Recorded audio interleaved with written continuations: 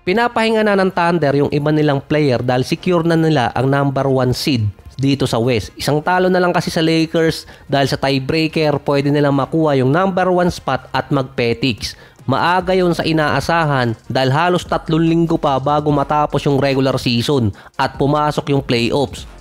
Si Jalen Williams nilista na merong injury. Si SGA naman ipinapahinga ng Thunder. Yung Cleveland naman sa East na number 1 team din, nagkaroon ng 3 sunod na talo pero hindi nila pinapahinga yung key player. Mukhang kakapusin ulit sila pagdating ng playoffs dahil sa fatigue.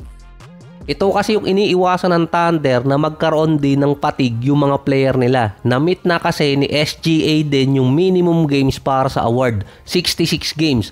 Last game ng OKC versus Sixers, nagpapatalo na talaga yung Philadelphia. Dahil kapag hindi pumatak ng number 6 sa first round ang Sixers, makukuha ng Thunder yung first round pick nila. Doon delikado ang Sixers. Si SGA ang paborito pa rin manalo ng award ngayong taon. Hindi pa naman official ang botohan kaso meron na kasing mga pumipili na media personality kung sino ang iboboto nila. Base sa Fox Sports kay Dan Patrick, si Jokic ang best player pero si SGA ang MVP. Mukhang gumagawa na rin ang narrative para hindi manalo si Jokic. Si Jokic ang best player pero hindi siya yung valuable player. Kung sakali kasi na manalo si Jokic, ika-4 na MVP yun sa loob ng 5 taon. Wala pa kasing nakakagawa nun since Bill Russell. Sa stats at record na kay Jokic yung majority mula triple-double at Michael Jordan comparison. Yun naman lagi ang i-compare. Base din kay Shaq na bitter pa rin na tinalo siya ni Steve Nash ng 2 beses. Hindi na niya alam kung ano ang basihan sa award.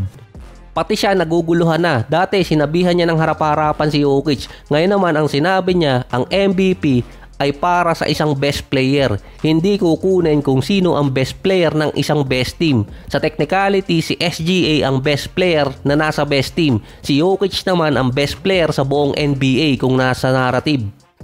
Nakalinya kasi si SGA sa contract extension ngayong offseason. $293 million sa loob ng 4 na taon. Almost $58 million pataas ang makukuha niya kada taon. Kung mag-iintay pa ng 1 taon si SGA, aabot siya ng $350 million or higit pa sa loob ng 5 taon naman. Magiging 27 to 28 years old pa lang siya nun. Teka, may mali pala. Dahil ang max contract ngayon for 5 years para sa mga designated veteran player ay nasa 340 pataas. Kung mag-iintay si SGA until next year, mas malaki pa sa 350 ang pwede niyang makuha. Mukhang tinatarget talaga ni SGA yung kontrata at possible magpabago na naman sa liga dahil inalis niya yung agent niya at siya na ang magre-represent sa sarili niya. Meron pa rin namang minority representation mula sa management. Magkakaroon ng additional $12 million na take-home pay si SGA dahil wala na siyang agent fee na ibibigay. Si Jokic naman, kaya sinasabi niya ibigay na lang kay SGA dahil manalo man siya ng award ngayon or hindi, makukuha niya pa rin yung gusto niyang kontrata or require pa rin bigyan siya ng malaking kontrata.